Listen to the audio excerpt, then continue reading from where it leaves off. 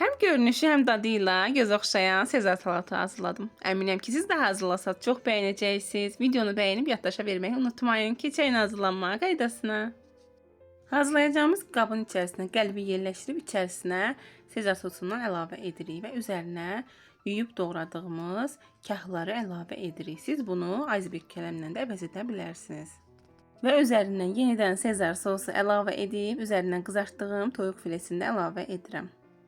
Eyni qayda ilə üzərindən yenidən Sezar sosu əlavə edirəm. Sos üçün bizə lazımdır mayonez, sarımsaq, duz və istiot əlavə edib qarışdırırıq. Və üzərindən doğradığımız pomidorları əlavə edib yenidən Sezar sosunu əlavə edirik. Əlavə etdikdən sonra üzərindən qızartdığımız suxarikləri əlavə edib eyni qayda ilə yenidən Sezar sosunu əlavə edirik.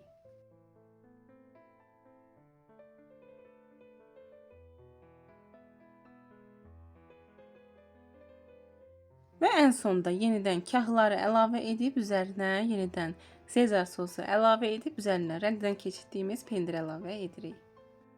10-15 dəqiqə qəlbin içərisində saxlayırıq.